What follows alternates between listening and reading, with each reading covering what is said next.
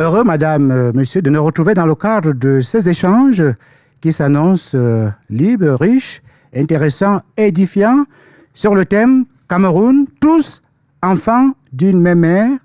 Cameroun, tous enfants d'une même mère. Comment est-ce possible alors que des voix, des analyses extérieures disent généralement que les Camerounais sont unis, sont peut-être unis aujourd'hui, mais vont finir par exploser un jour parce qu'ils sont unis dans la diversité.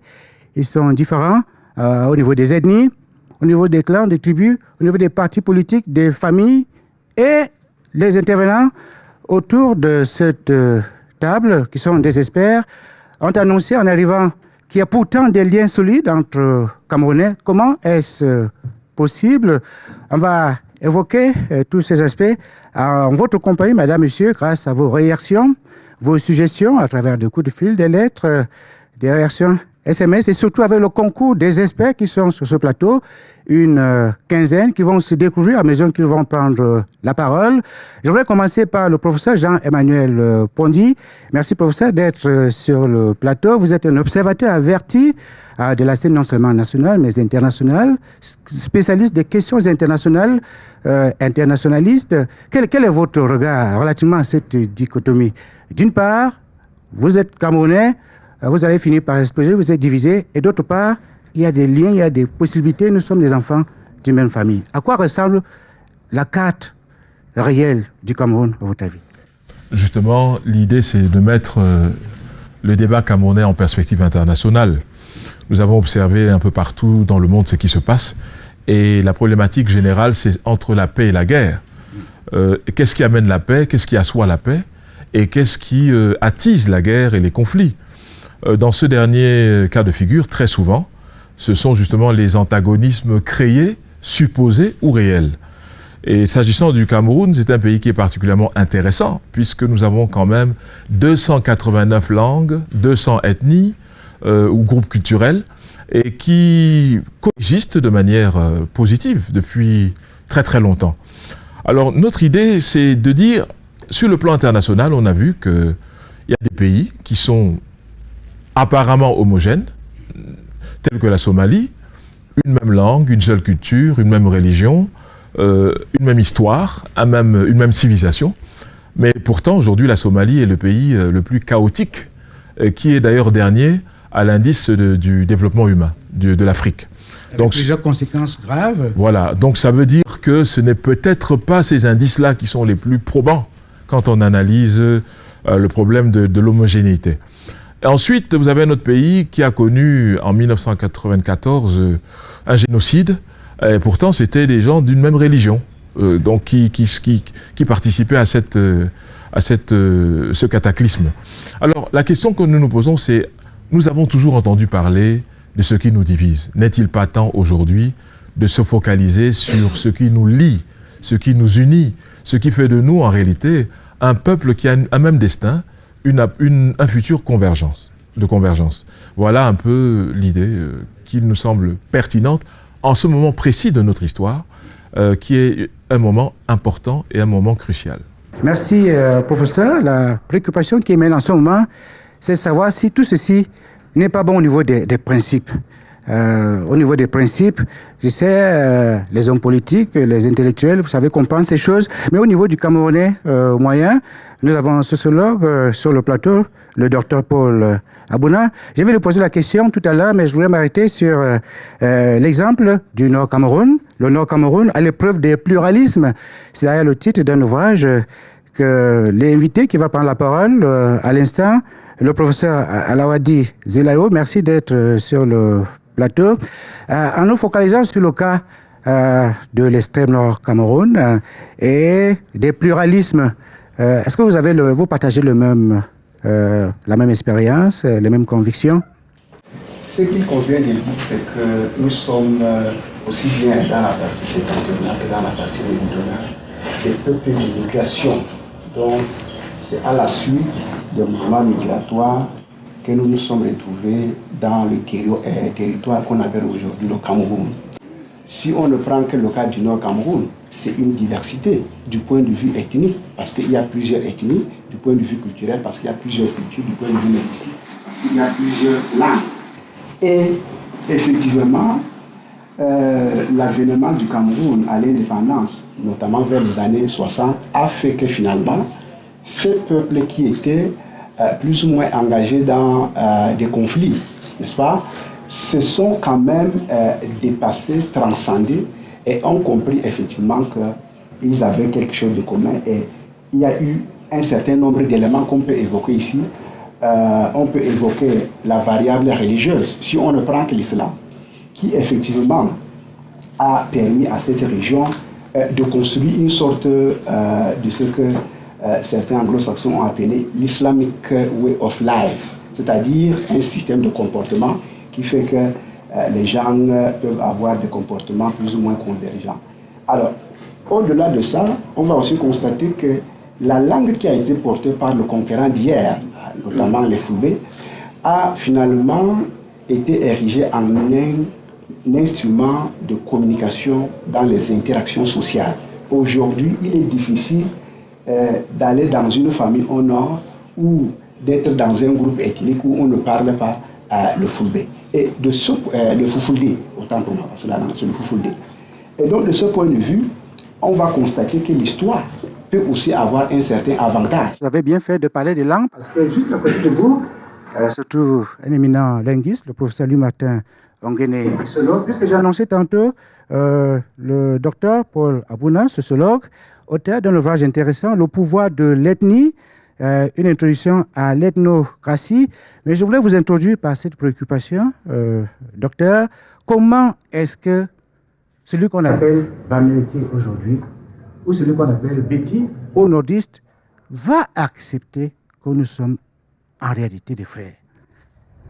Je dirais que la thématique qui nourrit cet entretien s'articule autour de deux principaux pôles, la consanguinité et la coculturalité. Consanguinité parce que tous les Camerounais se partagent le même sang, et coculturalité parce que la culture c'est le mode de vie. Ils ont le même mode de vie. Vous voyez, un peu comme les enfants d'une même mère. Ils ont non seulement le même sang, mais la même éducation, au point où, bon, une éducation à partir de laquelle ils peuvent se retrouver. Mais il ne faudrait pas tout simplement le postuler, il faudrait le démontrer. Hein, la démonstration, elle est très simple. Nous avons hâte de découvrir cette démonstration. Parce qu'on dit que le Bamileke aime l'argent, il aime le terrain.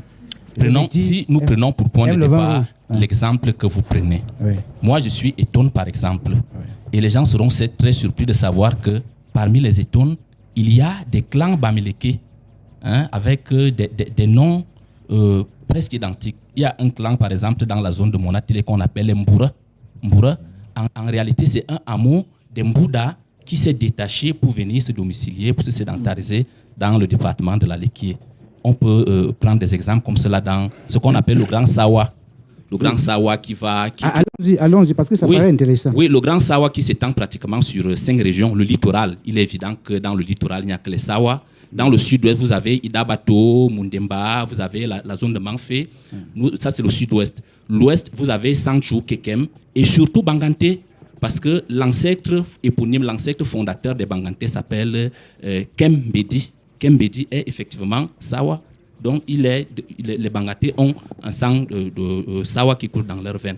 On part dans le sud, on prend les fonds de Zoétélé. Oui, vous verrez que leur ancêtre éponyme s'appelait Fongo. Lui-même qui a été l'un des qui a eu pour descendant Pongo Songo.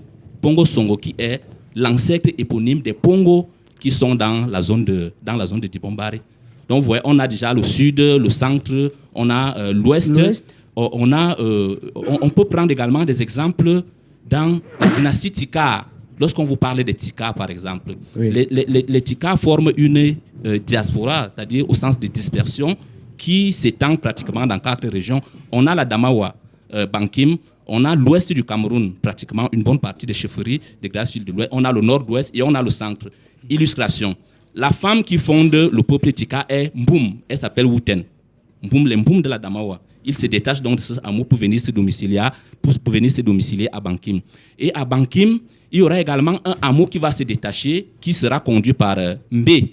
Mbé était l'aîné, il avait 2 frères, il avait un frère et une sœur. Le frère s'appelait Charéen et la sœur s'appelait Ngonso. Mbé viendra donc créer les chefferies Tinka de la région du centre, de l'actuelle région du centre. Charien, lui, il va remonter pour créer la chefferie Tika de Fumban. Et Ngonso va remonter vers le nord-ouest pour créer la chefferie Tika du nord-ouest. Là, vous parlez bien du Cameroun et des Camerounais. Nous parlons du Cameroun et c'est des choses qui sont documentées, archivées, qui peuvent se vérifier. On peut prendre dans le septentrion, dans le prolongement de ce que Alawad disait tout à l'heure là, les peuples du septentrion viennent du Yémen. Mais ils n'ont pas voulu se soumettre à l'islamisation de Mahomet et ils sont partis de là en passant par la mer Rouge. Puis de la mer Rouge, ils sont venus au niveau de la vallée du Nil. Et de la vallée du Nil, ils sont venus se sédentariser autour du lac Tchad. Vous voyez que ça, c'est évidemment les points d'eau. Mer Rouge, vallée du Nil, lac Tchad. Et à partir du lac Tchad, ils ont donc essaimé le nord du Cameroun et le nord du Nigeria. Les Kanouris vont par exemple aller former l'état du Borno. Les Wandara vont former l'état du Mandara. Les Laka, les Mundang et les Tupuri vont s'installer sur les rives du Logon. Maintenant, les Mboum et les Voutés viendront plus au sud. Donc vous voyez que la filiation, elle est vraiment patente. Il y a des exemples qu'on pourrait évoquer. Mais à côté de cette filiation-là, à côté de cette consanguinité, il y a également une co-culturalité. Et pour en finir avec la consanguinité, ça c'est la consanguinité innée. C'est-à-dire nous partageons les mêmes sangs, mais à côté de cette forme de consanguinité, nous en avons deux autres qui ne sont pas innées, c'est-à-dire les consanguinités acquises par des mariages interethniques. Intertribaux. Intertribaux. Et vous savez que chez nous, au Cameroun, ce n'est pas l'individu qui se marie, mais c'est le groupe qui se marie. C'est-à-dire moi, je suis un Etone, par exemple, un Bournamni, mais si j'épouse un Bafang, c'est tout mon clan qui épouse les Bafang. Et là, nous établissons la consanguinité qui signifie l'exogamie. C'est-à-dire nous ne pouvons plus nous marier. Donc il y a donc cette consanguinité-là qui s'objective par les liens de mariage. Mais il y a également quelque chose qu'on oublie, ce qu'on appelle les pactes de sang. Les pactes de sang, les alliances de sang entre les groupes. Les voûtés en ont un avec les petits qu'on appelle Manjara, le pacte de Manjara. Ça s'explique comment? Ça se décline comment? Oui, c'est-à-dire à la suite d'une guerre, pour avoir la garantie que vous n'allez plus vous combattre les uns les autres, vous échangez d'abord de partenaires. C'est-à-dire vous envoyez vos filles en mariage chez vos adversaires et les adversaires en font autant. Et puis, il y a également le pacte réel, c'est-à-dire vous vous blessez, enfin les deux leaders du groupe se blessent et puis ils se lèchent ce sang-là et leur descendance est donc assujettie à cette alliance-là. Vous parlez de ce qui s'est passé au Cameroun? Ça se passe encore. Mais à des formes résiduelles maintenant, puisque ce pacte de sang-là, on l'observe généralement chez les gens qui, au niveau des relations amoureuses, mais ils peuvent être étendus au niveau des groupes. Si je ne me retenais, j'allais applaudir. Je ne sais pas ce qu'il en est des autres panélistes. On peut applaudir. Merci pour ces éclairages, Dr Paul.